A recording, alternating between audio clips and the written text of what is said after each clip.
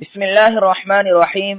صرف 5 منٹ کا مدرسہ قرآن و حدیث کی روشنی میں 243واں دن 3 رمضان المبارک۔ نمبر 1، اسلامی تاریخ۔ حضرت نوح علیہ السلام۔ اللہ تعالیٰ نے حضرت نوح علیہ السلام کو رسول بنا کر ان کی بت پرست قوم کی ہدایت کے لیے بھیجا۔ 950 سال تک ایمان کی دعوت دیتے رہے۔ چند لوگوں کے علاوہ کسی نے ایمان قبول نہیں کیا۔ وہ ان کو ہر طرح سمجھاتے رہے، مگر پوری قوم ان کو ستانے اور مذاق اڑانے میں حد سے آگے بڑھ گئی، یہاں تک کہ ان کا ایک بیٹا قوم کے ساتھ کفر و شرک پر قائم رہا۔ جب اللہ تعالیٰ نے ان کے ایمان نہ لانے کی خبر دے دی تو نوح علیہ السلام نے دعا فرمائی کہ اے اللہ، ان میں سے کسی کافر کو زمین پر زندہ نہ چھوڑیے، ان کے باقی رہنے سے شرک و کفر اور گمراہی بڑھتی چلی جائے گی۔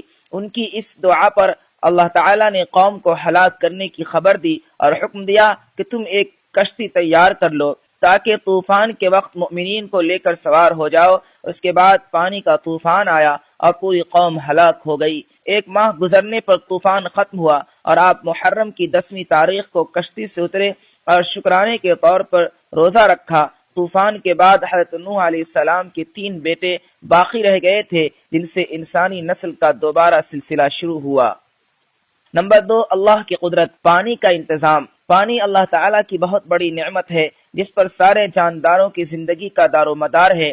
اگر زمین سے پانی ختم ہو جائے تو زمین سے انسان، حیوان، حتیٰ کہ پیڑ پودے سب ختم ہو جائیں، لیکن یہ اللہ تعالیٰ کی بہت بڑی قدرت ہے جس نے سمندروں کی شکل میں پانی کا بہت بڑا ذخیرہ جمع کر رکھا ہے، پھر وہاں سے بادلوں کی شکل میں پانی کو اٹھا کر سوکھی زمین کی طرف برساتا ہے، پھر اسی پانی کو زمین کے اندر ذخیرے کے طور پر جمع کر دیتا ہے، جس سے پیڑ پودوں کو پانی ملتا ہے، جس سے انسان خود پیتا ہے اور اپنی کھیتیاں سیراب کرتا ہے۔ اللہ تعالیٰ نے اپنی اس قدرت کو قرآن میں بیان فرمایا ہے کہ ہم ایک اندازے سے آسمان سے پانی برساتے ہیں، پھر اس کو زمین میں روکے رکھتے ہیں اور اس کو لے جانے اور ختم کر دینے پر بھی ہم قادر ہیں۔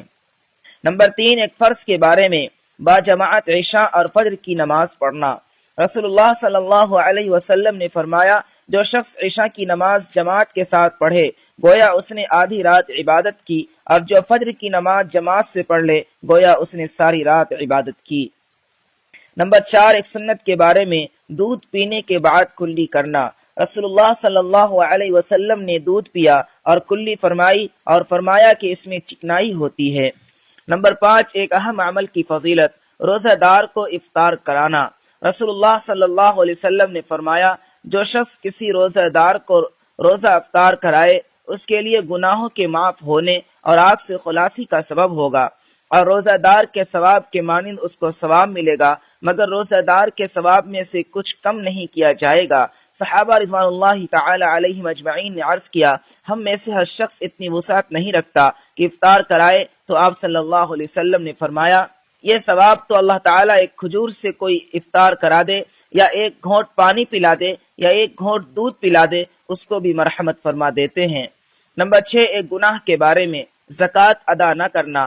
رسول اللہ صلی اللہ علیہ وسلم نے فرمایا، جس شخص کے پاس مال ہو اور وہ اس کی زکوٰۃ ادا نہ کرتا ہو تو وہ مال کل قیامت کے دن ایک ایسا سانپ بنا دیا جائے گا جو گنجا ہوگا اور اس کی آنکھوں پر 2 کالے نقطے ہوں گے، پھر وہ سانپ اس کو اس وقت تک نگلتا رہے گا جب تک بندوں کے درمیان فیصلہ نہ ہو جائے۔ نمبر 7، دنیا کے بارے میں۔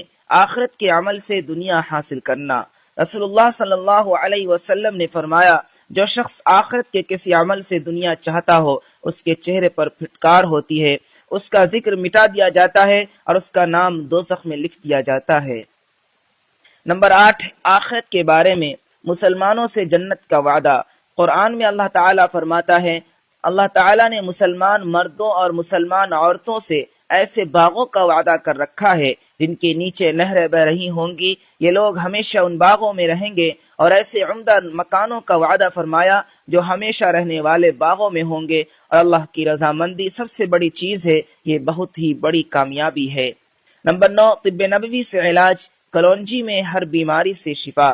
رسول اللہ صلی اللہ علیہ وسلم نے فرمایا، تم اس کلونجی کو استعمال کرو کیونکہ اس میں موت کے علاوہ ہر بیماری کی شفا موجود ہے۔